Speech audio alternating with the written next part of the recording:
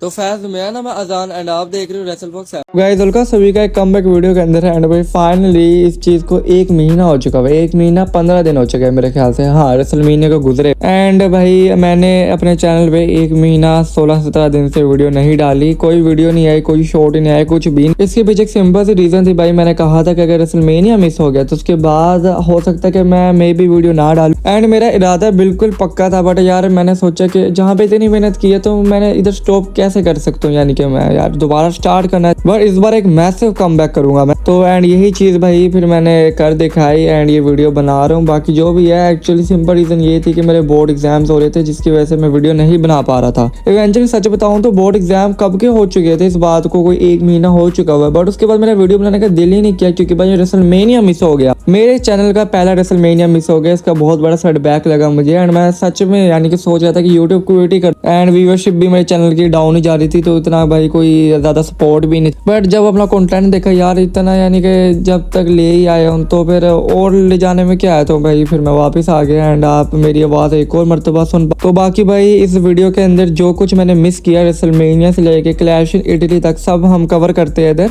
भाई टोटली तो कवर नहीं हो सकता, यानी कि जिस तरह A to Z न्यूज होती है, जैसे रेसलमेनिया की stage updates, rumour, news, spoilers, एक एक चीज तो भाई मैं नहीं कवर कर सकता। जस्ट हम जो मेन इंपॉर्टेंट स्टोरी लाइन है उसको देखे, जो मेरे एब्सेंस के अंदर जो सब क्योंकि भाई इतना कवर करना मेरे लिए एकदम से बहुत मुश्किल है। तो आप सीधा भाई जो मुद्दा है उस पे ही आएंगे हम। तो रेसलमेनिया से शुरू करते हैं। तो भाई जैसे कि आपको पता है कि हमारी रेसलमेनिया की अब से 2 नाइट्स होती है, नाइट 1 होती है, नाइट 2 होती है। एंड दोनों रातों के अंदर जो मैचेस वो सेम ही होते हैं। मैचेस भाई वो 6-7 ही ऐसे हुए थे। तो नाइट 1 जो थी भाई उसके अंदर मेरे ख्याल से 7 मैचेस थे। आप लोग इधर देख भी सकते, इधर देख सकते हो कि कितने मैचेस है हमारे पास। पहला मैच आता है जिससे हमारे शो की स्टार्टिंग होती है, जिसको हम किक ऑफ मैच भी कह सकते हैं अपने रेसलमेनिया की नाइट 1 का। तो आप लोग इधर देख सकते हो ट्रिपल थ्रेट मैच है ये, एक Jimmy Uso, Jey Uso, LA Knight versus Logan Paul, Austin Theory and Dominik Mysterio का। तो इस मैच के अंदर हमें देखने को एक्चुअली आइशो स्पीड का। तो भाई बाकी जो भी इस मैच के अंदर हमें देखने को मिलता है कि आइशो स्पीड से झोल हो जाता है भाई, एंड आइशो स्पीड की वजह से ये लोग मैच हार जाते हैं। एंड मैच के बाद हमें एक फनी मोमेंट भी देखने को मिलता है कि Jimmy Uso, Jey Uso and जो LA नाइट है आइशो स्पीड का हैंड रेस करते हैं, एंड जो आइशो स्पीड है वो इनकी तरफ आ जाते हैं। बाकी जो भी इस मैच के अंदर हमें देखने को मिलता है कि जो Jimmy Uso, Jey Uso and LA night है उनकी टीम को विक्ट्री मिलती है। बट इधर से एक मेजर स्टोरी लाइन में हमें आगे जाते हुए देखने को मिल सकती है, जो कि स्टोरी लाइन सिंपल इधर नजर आती है कि देखो अब जो आइशो स्पीड है उनकी वजह से लोगन पॉल जो है अपना मैच हार चुकी। तो सिंपल बात है इधर के भाई अब ISEER speed versus Logan Paul का मैच हमें तैयार होते हुए देखने को मिल सकता है। दोनों ही बंदे यूट्यूबर है, तो लोगन पॉल भी यूट्यूबर है, आइशो स्पीड भी यूट्यूबर है। पहले जो आइशो स्पीड है भाई उन्होंने रेसलमेनिया 40 में लोगन पॉल की हेल्प की थी, बट इस बार उनकी वजह से झोल हो गया लोगन पॉल के साथ। तो हो सकता है कि हमें दोनों यूट्यूबर्स का एक मैच आपस में देखने को मिल जाए, इनकी जो स्टोरी लाइन है WWE जैसे आगे डेवलप करे आहिस्ता आहिस्ता। तो आज जो हमारा नेक्स्ट मैच है वो जेकब फार्टू वर्सेस ड्रू मैकिंटायर का, जिस मैच के अंदर जो सिंपल तरीके से ड्रू मैकिंटायर हमें देखने को मिलता है कि वो विक्ट्री लेते हैं, ड्रू मैकिंटायर तो जेकब फार्टू को हरा देते हैं और वो जीत जाता है। हमारा एक 4 मैच आता है वुमेन का टैग टीम टाइटल्स के लिए, जिधर हमें देखने को मिलता है कि जो इधर रिजल्ट है वो हमारी फेस टीम के हक में जाता है। इसके अंदर जो हमारी फेस टीम है उनको विक्ट्री देखने को मिलती है। तो हमें बिकी लैंच वर्सेस AJ स्टाइल का भी मैच देखने को मिलता है। वैसे मुझे तो लग रहा था कि AJ स्टाइल भाई जीत जाएगी, बट इधर रिजल्ट तो बिल्कुल ही उलट जाता। क्यों ना कि भाई मैंने लास्ट मिनट अपडेट वीडियो नहीं डाली, तो भाई कुछ था पता ही नहीं है। बट यानी कि रेसलमेनिया से पहले मैं अपनी सारी प्रेडिक्शन दे भी चुका था। अब मुझे तो ये भी याद है कि भाई मैंने प्रेडिक्शन में किसका नाम लिया था, किसका नेम ड्रॉप किया था, AJ स्टाइल का किया था या बिकी लैंच का। चलो जो भी, बाकी इस मैच के दौरान हमें देखने को मिलता है कि बिकी लैंच जो है इधर टाइटल को जीत जाती है AJ ली से। जो टाइटल AJ ली ने भाई उनसे छीना था वो टाइटल बिकी लैंच वापस ले लेती है सिंपली, एंड इस मैच में बिकी लैंच को विक्ट्री मिलती है। बाद हमारा नेक्स्ट मैच आ चुका होता है जो कि हमारा गुंथर वर्सेस सेथ रॉलिंस का होता है। तो भाई हमें देखने को मिलता है कि गुंथर जो है बुरे तरीके से तोड़ फोड़ के रख देते हैं सेथ रॉलिंस को भाई, यानी कि एक के बाद एक वो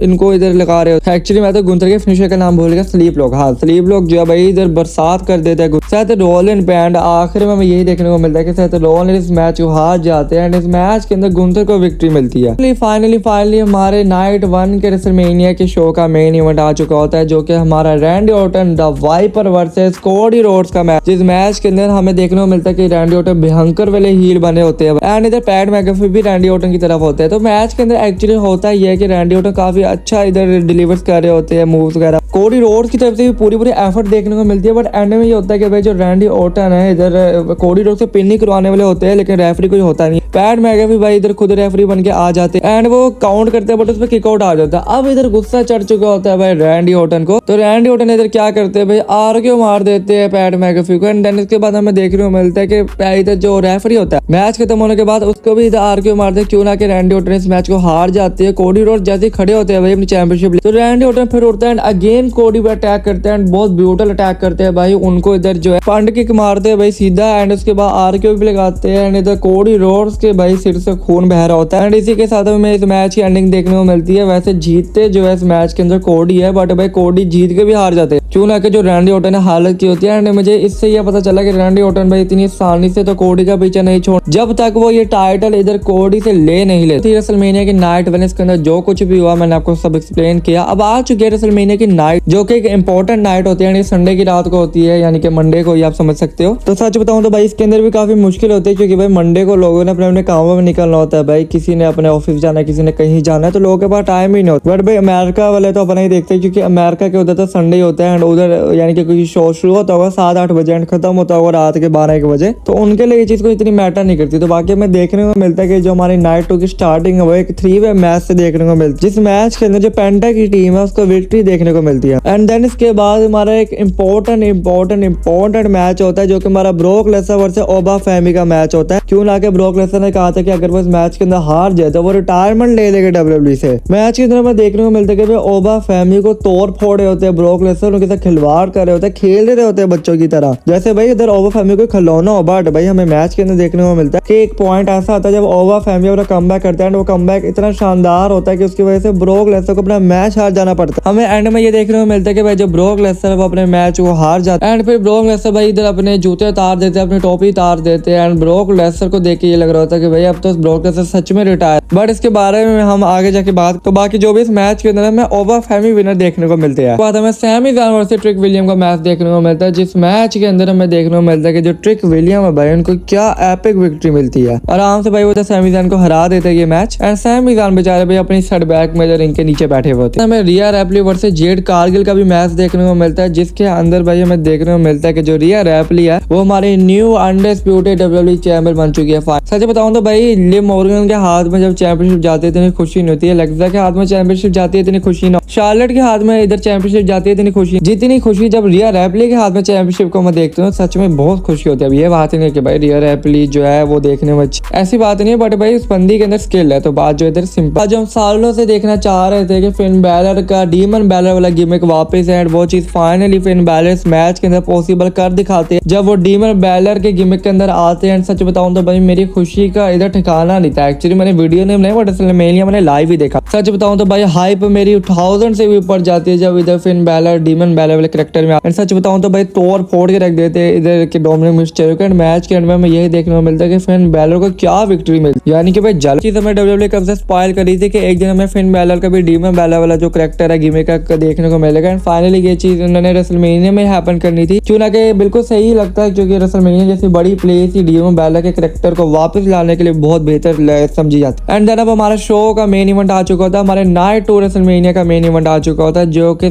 भाई समझ लो पूरे रेसलमेनिया की हाइप होती, सारे मैचेस को एक तरफ, ये मैच एक तरफ, जो कि हमारा Roman Reigns the tribal chief head of the table versus the best in the world CM Punk का मैच होता है। इस मैच के अंदर हमें देखने को मिलता है कि भाई क्या ही दोनों बंदे एक दूसरे को फिनिशर मूव्स डिलीवर करते हैं, कोई हार नहीं मान रहा होता इस मैच के अंदर, दोनों बंदे अपना 100 देते, बट रोमन रेंस भाई क्लियर तरीके से इधर हरा देते सीएम पंक को। इस मैच के अंदर हमें किसी की इन्वॉल्वमेंट नहीं देखने को मिलती, यहाँ तक कि ब्लड लाइन के किसी मेंबर की इन्वॉल्वमेंट नहीं देखने को मिलती। रोमन रेंस अपने दम पे इधर सीएम पंक को हरा देते हैं and finally Roman Reigns is the new world heavyweight champion. कहने में बहुत अच्छा लग रहा है, आंख से आंसू में निकल गए थे जब रोमन ने रॉयल रंबल जीते थे भाई। मैं तभी समझ गया था कि अब चैंपियनशिप रोमन की एंड सीएम पंक के उल्टे दिन जो है इधर चालू हो चुके हुए हैं। नो फाइनली भाई जो चीज मैं देखना चाह रहा था रोमन के हाथ में चैंपियनशिप फाइनली, यानी कि मेरे ख्याल से 2024 में हारे थे, तो पूरे 2 साल बाद भाई ये चीज हो। अंडरस्पुटेड चैंपियनशिप नहीं आई, लेकिन चलो भाई वर्ल्ड हैवीवेट चैंपियनशिप आ गई। तो भाई इस तरह हमें हमारे रेसलमेनिया 42 की एंडिंग देखने को मिलती है। मैं सच बताऊं तो इस शो को मैं 10 में से कोई 9.1 की रेटिंग दूं। व्हाट अ एपिक शो यार, सच बताऊं तो शुक्र है मैंने इसको लाइव देखा, वीडियो नहीं बनाई वो अलग बात, बट भाई जिसने इसको मिस किया वो सबसे ज्यादा बदनसीब है। समझ लो भाई पूरे साल WWE के जितने PL सबके बराबर था रेसलमेनिया 42। रेसलमेनिया 41 में जितना खास नहीं लगा था, रेसलमेनिया 42 इन्होंने रेसलमेनिया 40 के लेवल का तो नहीं बट उसके आसपास यानी कि लेके गए थे यार, यानी कि काफी अच्छा शो लगा। तो भाई ये तो अब इधर स्टोरी क्लोज हो गई हमारी रेसलमेनिया की, जो कोई रेसलमेनिया के अंदर हैपन हुआ मैंने आपको A to Z एक्सप्लेन कर। भाई मैंने कुछ मिस ना किया, अगर कुछ मिस किया तो आप लोग कमेंट में बता सकते हो अपनी ओपिनियन। भाई रेसलमेनिया तो खत्म हो चुका है, लेकिन इसके बाद आ जाता है रेसलमेनिया के बाद वाला रहा। एंड हमें सबको पता है भाई जितने भी WWE फैन के रेसलमेनिया के बाद जो शो होता है वो हमेशा से ही एपिक रहा है। तो भाई राह आ चुका होता है एंड हमें देखने को मिलता है कि भाई राह जो है स्टार्टिंग में ही इधर काफी ज्यादा अच्छा जा रहा है। तो भाई अब मैं सीधा मेन चीज पे आऊंगा, क्योंकि मैं छोटी मोटी चीजें नहीं कवर करूंगा। मैंने वीडियो के स्टार्ट में कह दिया था हम इंपॉर्टेंट चीजों को देखेंगे, क्योंकि अगर मैं छोटी मोटी चीजों को भी कवर करने बैठ गया तो भाई ये वीडियो काफी लंबी हो जाए। अभी भी इस वीडियो की लेंथ छोटी मोटी चीजों को हटा के इंपॉर्टेंट चीजों को कवर करके भी भाई काफी ज्यादा लंबी जाने एंड अगर मैं उनको भी बीच में इंक्लूड कर लेता हूँ तो ये वीडियो भाई पता नहीं कहाँ ही चली जाएगी। तो बाकी राह के अंदर जो हमें इंपॉर्टेंट चीजें है वो देखने को ये मिलती है। भाई इधर अपनी सेलिब्रेशन करता है, क्यों ना कि वो न्यू वर्ल्ड चैंपियन है तो उनका राह के अंदर आना बनता भी है भाई। तो होता कुछ ऐसा है कि जो रोमन है वो अपनी वर्ल्ड चैंपियनशिप के साथ आ रहे होते हैं कि बैक स्टेज पे उनको ऊसोस मिल जाते हैं। रोमन कहते हैं चलो भाई तुम लोग मेरे साथ चलो। ऊसोस बहुत ज्यादा खुश होते हैं कि भाई ये बंदा तो हमें भी बुला रहा है। तो ऊसोस और रोमन रेंस इधर आ जाते हैं एंड भाई काफी दिनों बाद बल्कि सालों बाद ये चीज देखने को मिलती है।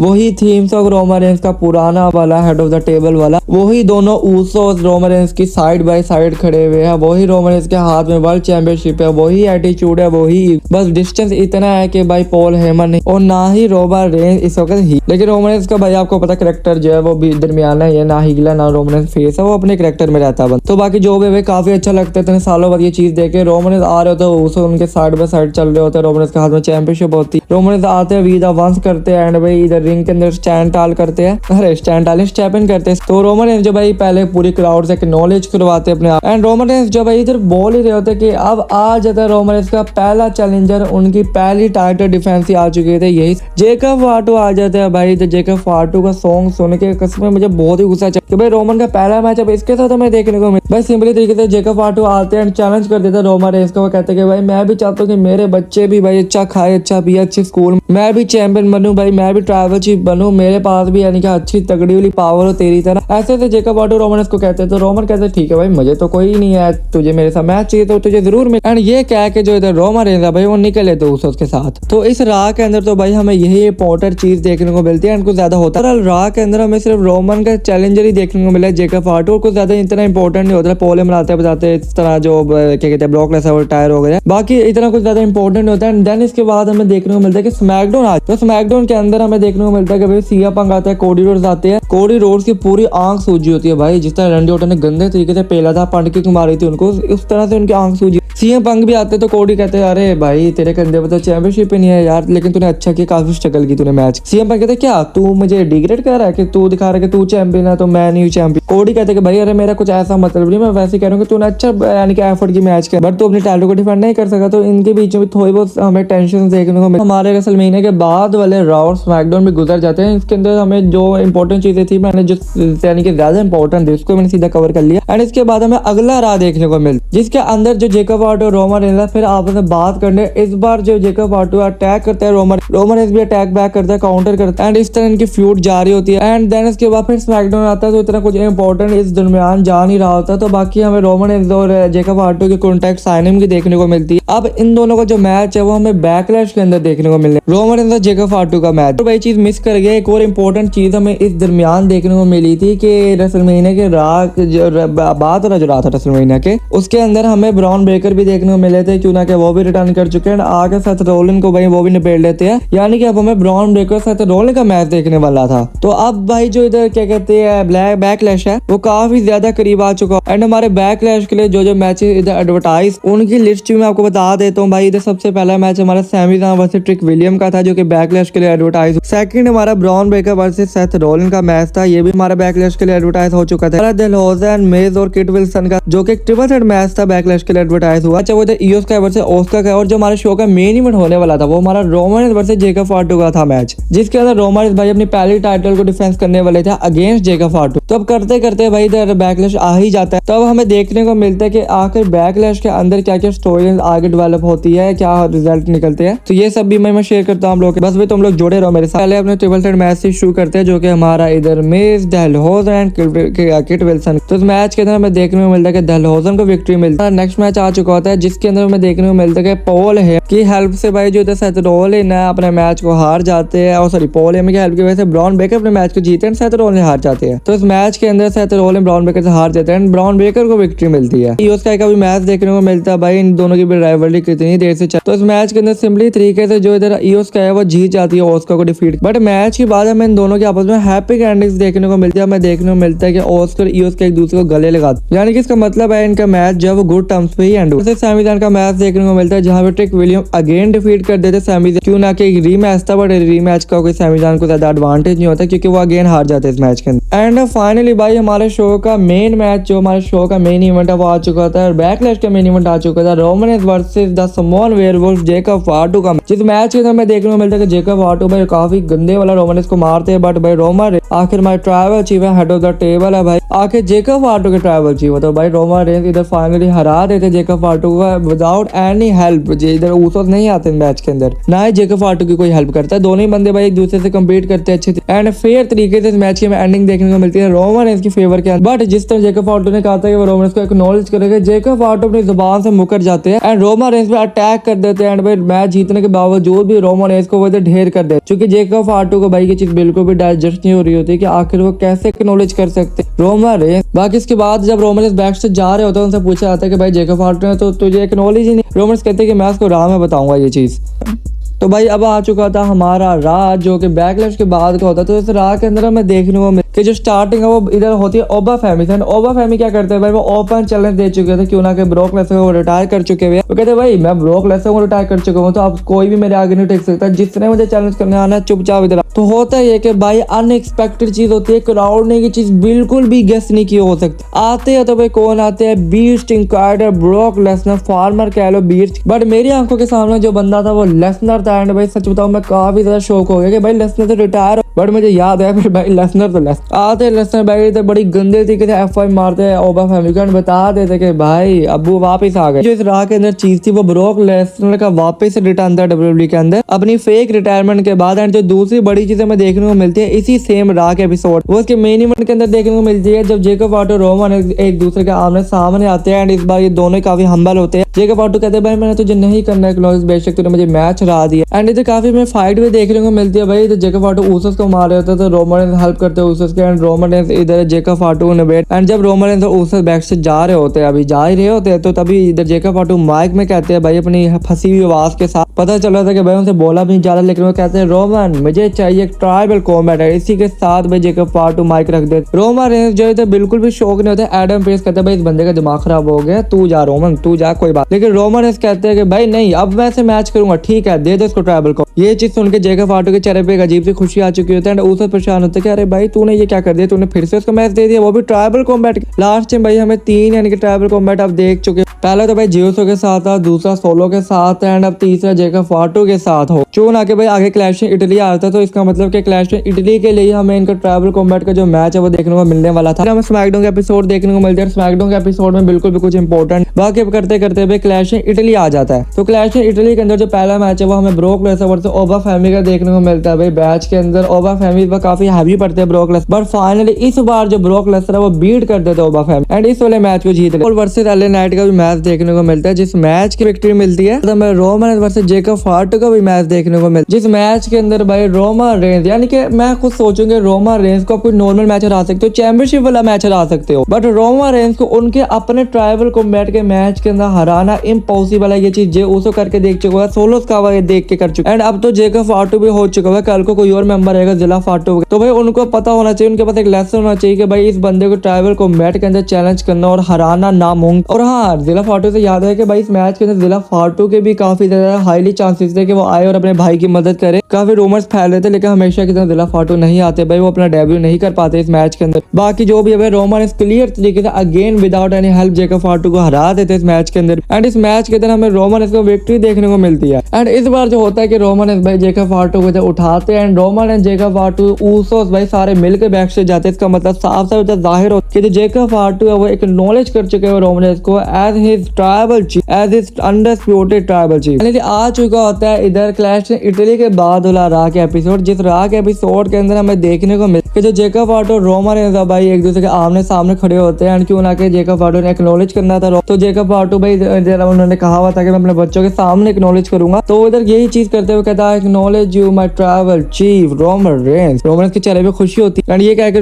जो इधर जेकब फाटू है वो झुक जाते हैं रोमन के आगे, बट रोमन भाई इनको हाथ देते हैं, भाइयों की तरह उठाते। वो कहते हैं जेकब भाई देख मैं तेरे से प्यार करता हूँ, तू मान ना मान, तेरे से अभी भी प्यार करता हूँ, क्यों ना कि भाई तू मेरी फैमिली है एंड तू मेरा भाई। ये कह के भाई ये सारे वीजा वंश एंड इसका मतलब है कि रोमन अपनी बादशाहत अपने किंगडम को वापस ला चुके हुए जो उन्होंने 2024 के अंदर खोया था। एंड मैं आपको एक चीज बताना ही भूल गया कि भाई जब क्लैश इटली खत्म हुआ तो उसके बाद जो कोडी रोड था भाई वो भी जा ही रहते, तो कोडी रोड और रोमन रेंस का भी आमना सामना और रोमन रेंस की जो नजरें थी कोडी के साथ जैसे मिली, इसका साफ था कि मतलब था कि रोमन रेंस कोडी को बताना चाह रहे कि देख भाई तूने एक दफा प्रेडिक्शन की थी कि एक दिन ऐसा भी आएगा जब मैं ट्राइबल चीफ हूँ, बट मेरे पास ट्राइब नहीं हो, मेरे पास चैंपियनशिप नहीं होगी, जिमी मुझे छोड़ के जा चुका होगा, जे छोड़ के जा चुका होगा, सोलो छोड़ के जा चुका होगा, पॉल हेमन भी मुझे छोड़ दे, बट आज देख के मेरे हाथ में चैंपियनशिप भी है, मेरी उला फालिया भी है, मेरे पास मेरा ट्राइब भी है, मेरे पास मेरी बादशाह भी। एंड ये चीज हमें देखने को मिलती है रोमन रेंस के पास अब 3 दिन बंदे Jacob फाटू, Jimmy Uso, J Uso and championship उला फाला जो रोमन ने खोया था वो सब पा लिया रोमन ने। सच बताऊं तो भाई जितनी खुशी मुझे रोमन के लिए हो आज तक भाई मुझे खुद के मेरे लिए नहीं हुई। के बाद फिर हमें सैटरडे नाइट मेन इवेंट भी बीच में देखने को मिलता है। सैटरडे नाइट मेन इवेंट को गुजरे हुए भी 13 दिन हो गए, आप लोग देख सकते। मैंने इसका एसएस भी ले लिया था भाई, मुझे तो ये भी नहीं पता था कि